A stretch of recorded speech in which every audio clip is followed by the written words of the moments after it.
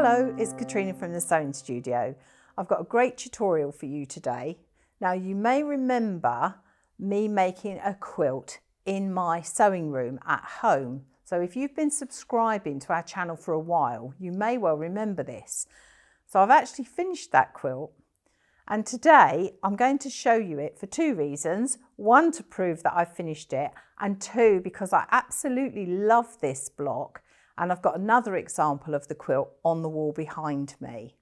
So for this project, you're going to need a layer cake. You're also going to need 1/2 metre of fabric for your binding. That's if you're not going to put a border on. But if you're going to put a border on, like I've done here, you're going to need another metre of fabric for your border, and you're going to need 3/4 metre for your binding, and you're going to need 1/2 metre of fabric for your fillet. And for the back of your quilt, you're going to need approximately 3.5 metres. So the one in front of me here without a border measures 54 by 64, and the quilt behind me with a border measures approximately 60 by 72. So we're going to need a rotary cutter, a ruler, a cutting mat, an iron and a pressing station, whether that's a pressing mat or an ironing board. You're also going to need some pins, your sewing machine with a neutral colour thread, either pale beige or pale grey. And when I start a project like this, I pop in a new needle and I wind 2 bobbins of thread. So let's get started. You're going to need your 10-inch squares from your layer cake, or I've already cut some 10-inch squares here because I've been asked to make a quilt in autumnal colours. So I've pre-cut these myself at 10 inches. So the first thing you're going to do is you're going to take a square, and if you're very brave, you can cut through more than one. So the first thing you're going to do is you're going to cut off a 3.5 inch strip from your square,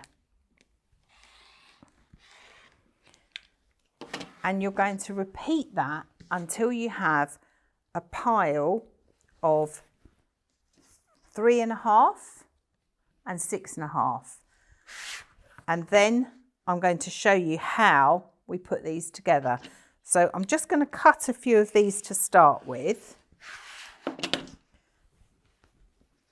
And I tend to stack them back in the same way, and you'll understand why I do that in a moment when we go over to the sewing machine.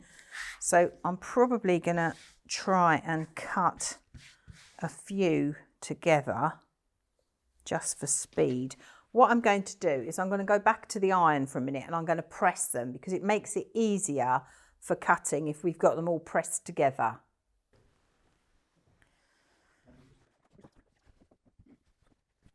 Just carefully stacking these. When you buy a layer cake, they're all neatly stacked for you, but because I've cut these individually,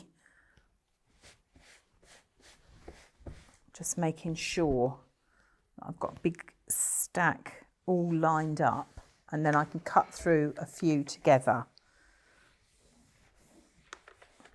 And this is a little tip that if you press your fabric, it tends to hold it so that when you come to do the cutting, they're all lined up. So 3.5 inches off.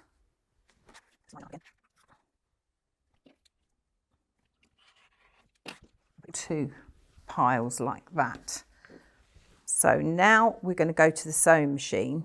You would do that with the whole of your layer cake, by the way, before you go to the sewing machine. So we're now going to go over to the sewing machine and we're going to do some chain piecing. So I've got my 2 piles, 6.5 and 3.5 by 10 inches.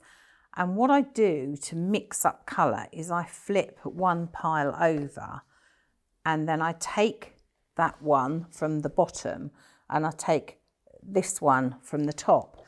So it helps me to shuffle my colour.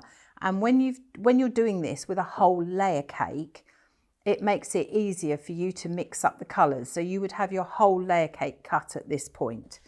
So we're going to sew this together, right sides together, and again it's 1/4 of an inch seam throughout.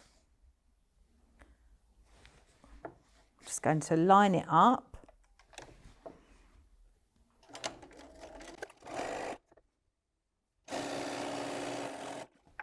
I've stopped with my needle down and I'm going to pick up the next pair, and I'm just going to do this till I've pieced all of them together. So this is what we call chain piecing.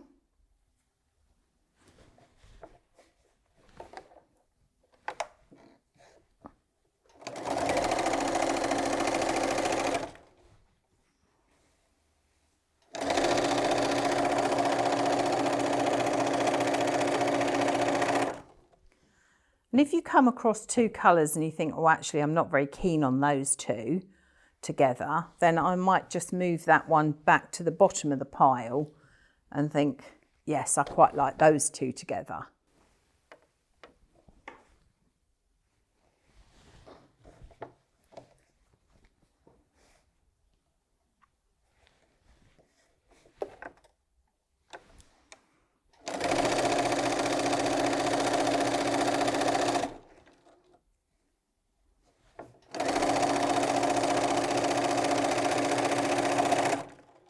And you do that until you've sewn all of your pieces together. And now we're going to go over to the iron and we're going to press those. So I'm just going to snip these little threads where I've chain pieced them together, and I'm going to give them a press. It doesn't matter too much with this one which way I'm pressing my seam flat, as most of my fabrics are dark anyway, and there is no matching with this one. That's the beauty of this quilt, there is no matching. That's probably why it's my favourite one using a layer cake.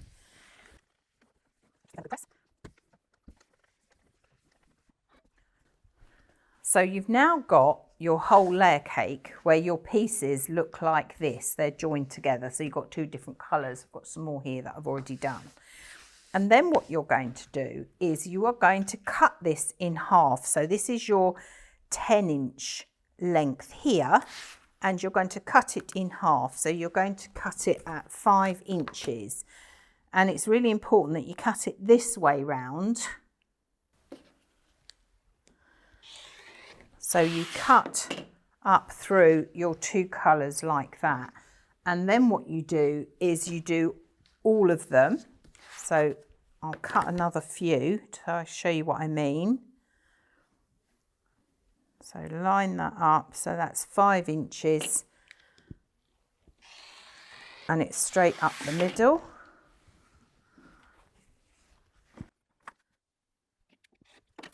And if you're brave, you can do a few at a time. So I'm going to be brave and cut this stack. Just line them all up. I'm going to be really brave now. Cut those. Not quite.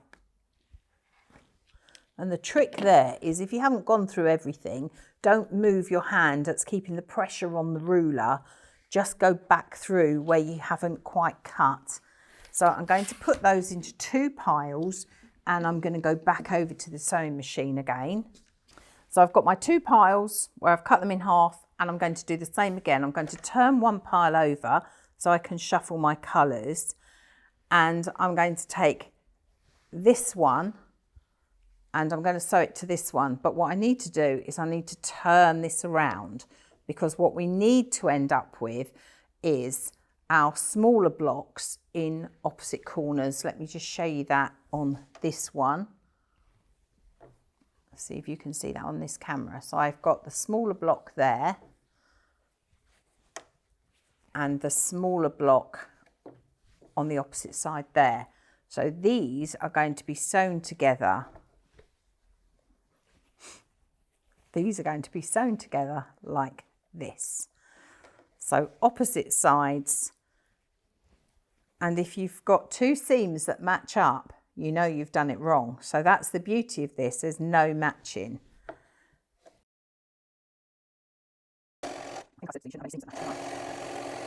I'm going to pick up the next 2. and join those together.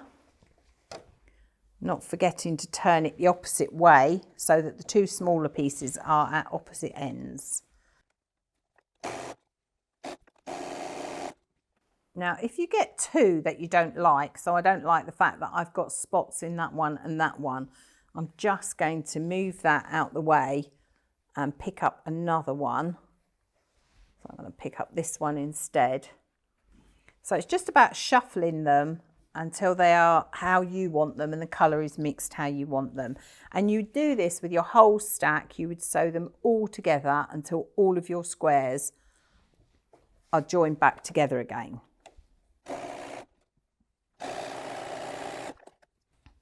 So I'm just going to do a few for now. I'm going to go back over to the iron and press these and show you how to lay them out. Okay, so I'm just going to give these a press and then I'm going to show you how to lay these out.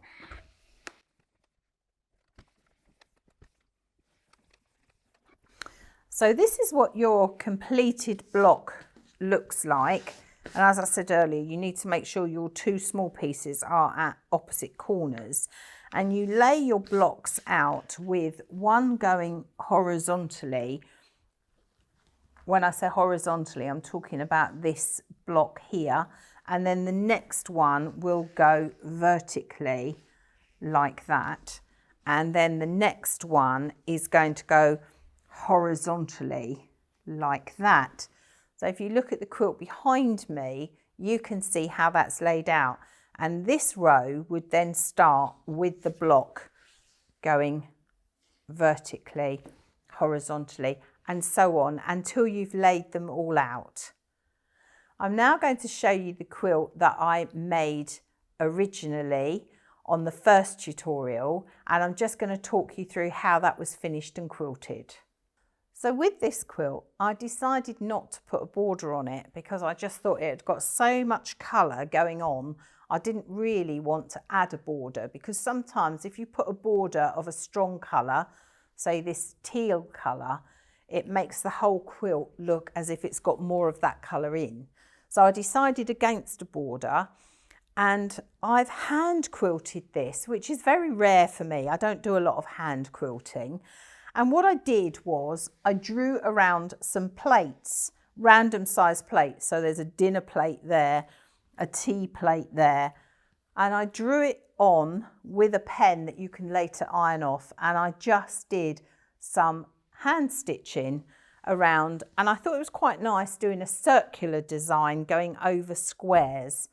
And then on the back of this one, I put a lovely neutrally grunge fabric, and then my binding I chose black just to frame the quilt. So that's that one finally finished. We're now going to go over and talk about the other one that is hanging on the wall. So this quilt was made using a whole layer cake, and this was one of my favourite ones by Janet Clare, and it's called Wordsmith. And so you can see that the blocks are laid out vertically, horizontally, vertically, and so on. And then this row is horizontal, vertical. So you're alternating how you lay your blocks out. Again, with the quilting, I just loved this design so much. I didn't want to spoil it by putting too much quilting on it. So I've actually quilted in the ditch using an invisible thread. And that was on the top of my machine. And then in the bobbin, I've just got a grey. I've put a little fillet in this petrol blue colour. That was cut at 1 inch, and my border was cut at 4.5, so that gave me a 4-inch finished border. And then I've just put a navy binding on it. And I have to say, this is one of my favourite quilts, and it has pride of place in my spare room at home. So as always, have fun, and I look forward to seeing you here in the sewing studio the next time.